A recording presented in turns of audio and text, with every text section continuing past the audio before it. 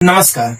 पिछली वीडियो में हमने सीखा था नागरिकता के बारे में, यानी भाग 2 को हम कंप्लीटली पढ़ चुके थे। ठीक है, उसमें हमने सीखा था कि नागरिक कौन होगा, नागरिकता कैसे हम किसी देश की लेंगे और किस तरह से भारत के नागरिकों को नागरिक माना गया, किसको नहीं माना गया। आप विदेश में जाते हैं तो किस तरह से आपकी नागरिकता बरकरार रखी जाएगी, या फिर अगर वहां की नागरिकता ले लेते हैं तो यहाँ की नागरिकता छीनी जा सकती है, या फिर किस तरह से कोई भी इस देश की नागरिकता ले सकता है। इन सभी चीजों के बारे में हमने भाग 2 में कंप्लीटली पढ़ चुके थे। ठीक है, अब हम भाग 3 हम पढ़ेंगे। इसमें लिखा गया है मौलिक अधिकार के बारे में। मौलिक अधिकार बहुत ही महत्वपूर्ण भाग है, भाग 3। ठीक है, बहुत ही महत्वपूर्ण भाग है। ये समझ लीजिए कि संविधान की आत्मा है ये। इसको मिस कर दीजिए तो जानो पूरा संविधान मिस कर दिया। ठीक है, क्योंकि ये जो भाग 3 है, यही हर इंसान के पास उसके जीवन में उपयोग होता है। ठीक है, क्योंकि इसमें हम हमारे जो हमारे अधिकार है, जिनका हम प्रयोग प्रतिदिन करते हैं, वो सभी अधिकार इस भाग में निहित हैं। ठीक है, तो चलिए बहुत ही आसान भाषा में और मजेदार तरीके से इस भाग को हम पढ़ते हैं। ठीक है, तो देखिए इसमें अनुच्छेद 12 से लेकर अनुच्छेद 35 तक टोटल है। ठीक है, भाग 3 कहां से कहां तक है?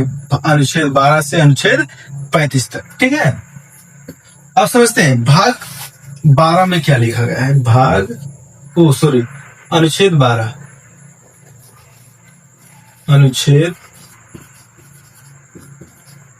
12 समझे। अनुच्छेद 12 में लिखा गया है राज्य की परिभाषा के बारे में। ठीक है, अब आप कहेंगे कि राज्य मतलब उत्तर प्रदेश, बिहार, झारखंड, महाराष्ट्र, ये सब वाले राज्य नहीं। देखिए, राज्य 2 प्रकार से होते हैं। एक राज्य यूपी बिहार, स्टेट्स मतलब कह सकते हैं यूपी बिहार, झारखंड, महाराष्ट्र, छत्तीसगढ़, ये सभी एक राज्य है। लेकिन एक राज्य सरकार वाली राज्य होती है। ठीक है, जैसे केंद्र सरकार, उसको भी राज्य सरकार कहेंगे। राज्य सरकार जो होती है उसको भी राज्य सरकार कहेंगे। ठीक है, तो उन सभी को हम सरकारें कहेंगे। मतलब उनको राज्य के अलावा हम सरकार भी कह सकते हैं। तो उन सरकारों की परिभाषा इसमें दी गई है। ठीक है, कि कौन कौन सी सरकारें होंगी। जैसे राज्य सरकार में कौन कौन आ जाएगा? केंद्र सरकार भी आ जाएगी। इसमें संसद, राज्यसभा, लोकसभा भी आ जाएगा, और इसमें विधानमंडल भी आ जाएंगे। ये हम भाग 7, 8, 9 में पढ़ेंगे। अभी ये बहुत दूर है, डिटेल में इसको हम तब पढ़ेंगे। ठीक है, विधान परिषद भी हो जाएगा, विधान परिषद। ठीक है, तो इन सभी की परिभाषा इसमें दी गई है कि क्या होते हैं ये सब। तो अभी आप मोटा मोटी समझ लीजिए कि सरकारों की परिभाषा ही यहाँ पर दी गई है। 1 मिनट, यहाँ पर एक लाइट ऑफ हो गई है, मैं एक बार जला दे रहा हूं। ठीक है, अब सही है। ठीक है, तो यहाँ पर मेनली सरकार के बारे में बताया गया है। समझ में आ गया? तो इतना ही आप समझिए कि अनुच्छेद 12 में सरकार की परिभाषा के बारे में बताया गया है। ठीक है, अब हम अनुच्छेद 13 समझते हैं। अनुच्छेद 13, अनुच्छेद 12 तो हो ही गया। अब अनुच्छेद हम 13 समझते हैं। अनुच्छेद 13 में क्या कहा गया है? देखिए, अनुच्छेद 13 में ये कहा गया है कि इस देश के नागरिकों के मूल अधिकार कोई भी नहीं छीन सकता, यहां तक कि सरकार भी नहीं छीन सकती। अब आप कहेंगे कि मूल अधिकार क्या होता है? ठीक है, तो मैं मोटा मोटी थोड़ा समझा दे रहा हूं कि मूल अधिकार क्या होते हैं। उसके बाद हम एक एक अनुच्छेद में डिटेल से उसको समझेंगे। ठीक है, देखिए, मूल अधिकार वो अधिकार होते हैं जो हम प्रतिदिन प्रयोग करते हैं। जैसे इस देश में, पूरे देश में घूमने का अधिकार एक मूल अधिकार है, बोलने का अधिकार एक मूल अधिकार है, व्यापार करने का अधिकार एक मूल अधिकार है, भाषण करने का अधिकार एक मूल अधिकार है, कानूनी रूप से आवाज उठाना एक मूल अधिकार है, धार्मिक स्वतंत्रता, यानी मैं कौन से धर्म को चुनूंगा ये मेरा मूल अधिकार है। शिक्षा का अधिकार मूल अधिकार है, ठीक है। कानून की सहायता लेना ये मेरा मूल अधिकार है। आत्मरक्षा करना ये मेरा मूल अधिकार है। शोषण के विरुद्ध आवाज उठाना ये मेरा मूल अधिकार है। आंदोलन करना ये मेरा मूल अधिकार, ठीक है। तो ये सभी मूल अधिकार है, समझ में आ गया।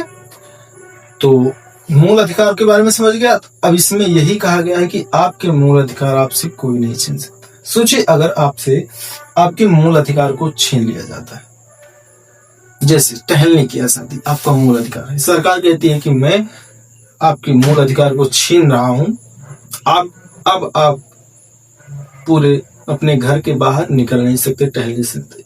सोचिए आपका क्या हाल होगा। जेल और घर एक ही जैसा लगेगा, ठीक है ना। हम कहीं टहल घूम जा सकते हैं ना कुछ। लेकिन इस देश के संविधान बनाने वालों की महानता तो देखिए, इतना बेहतरीन ढंग से बनाया है कि सरकार भी चाहे तो आपको इस देश में टहलने घूमने से नहीं रोक सकती, आपको बोलने से नहीं रोक सकती, क्योंकि ये आपका मूल अधिकार है और मूल अधिकार को कोई भी नहीं छीन सकता। समझ में आया। अब इसमें यही कहा गया है कि आपके मूल अधिकार को कोई नहीं छीन सकता। अब मान लीजिए आपके मूल अधिकार को कोई छीने, जैसे वो पढ़ाई की शिक्षा का अधिकार आपका मूल अधिकार है। अब मास्टर साहब कह रहे हैं कि आपको मैं नहीं पढ़ाऊंगा, ठीक है। तो ये आपका मूल अधिकार का हनन हुआ है।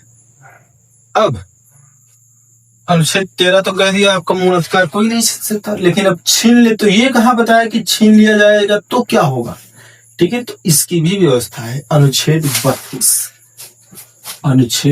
32 संवैधानिक उपचार, यानी अगर आपका अनुच्छेद 13 के तहत अगर आपकी कोई भी मूल अधिकार छीने जाते हैं तो आप अनुच्छेद 32 का प्रयोग करके सीधे सर्वोच्च न्यायालय जा सकते हैं। देश की सबसे बड़ी अदालत सुप्रीम कोर्ट में जाकर उस व्यक्ति के खिलाफ केस कर सकते हैं या फिर आवाज लगा सकते हैं कि मेरा मूल अधिकार का हनन हुआ है। वहां पर आपको तुरंत के तुरंत न्याय दिया जाएगा, ठीक है। क्योंकि मौलिक अधिकार के रक्षक सुप्रीम कोर्ट और हाई कोर्ट को कहा जाता है। अगर आप हाई कोर्ट सुप्रीम कोर्ट नहीं जा सकते तो आप अनुच्छेद 226 का प्रयोग करके हाई कोर्ट भी जा सकते हैं, ठीक है। तो समझ में आ गया अनुच्छेद 13। अब अनुच्छेद 14 हम समझते हैं। अनुच्छेद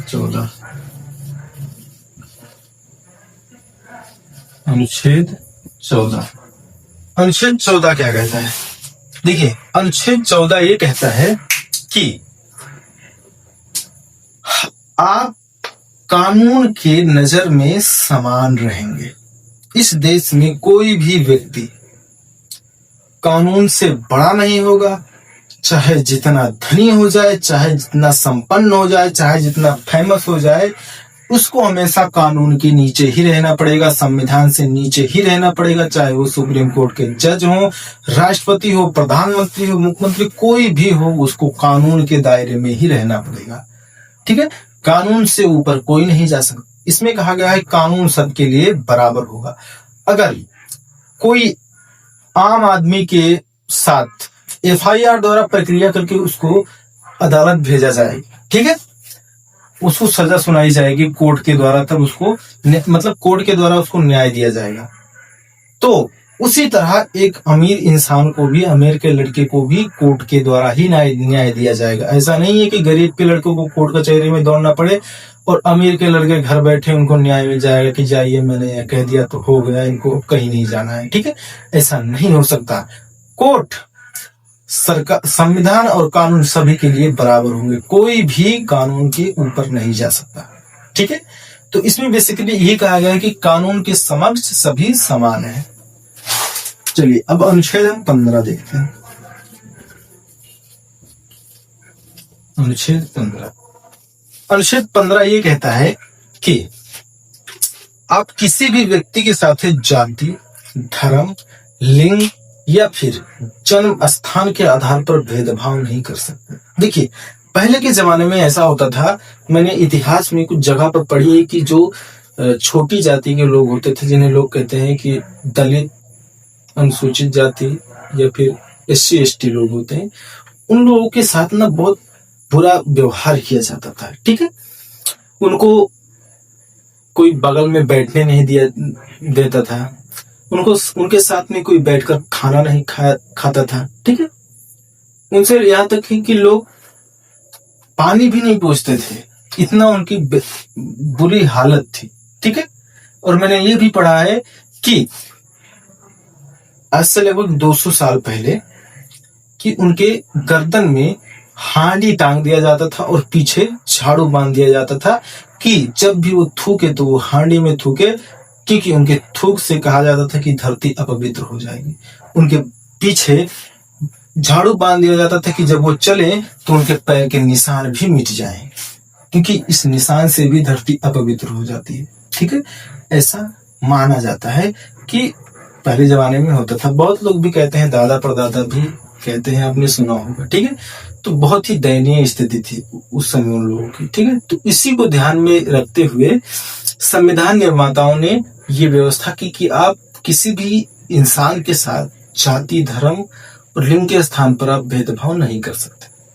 ठीक है, अगर उसका जन्म किसी भी संप्रदाय में हुआ है, किसी भी जाति में हुआ है, किसी भी स्थान पे हुआ है, तो आप उसके आधार पे भी आप उसके साथ भेदभाव नहीं कर सकते। ठीक है, या फिर उसके लिंग के आधार पर भी भेदभाव नहीं कर सकते कि ये किन्नर है, ये स्त्री है, ये पुरुष है, ये छोटी जाति, SC ST दलित वगैरह, ये ऐसा कुछ करना भी नहीं चाहिए। ठीक है, क्योंकि ये सब बहुत शर्मनाक बात है हमारे देश के लिए।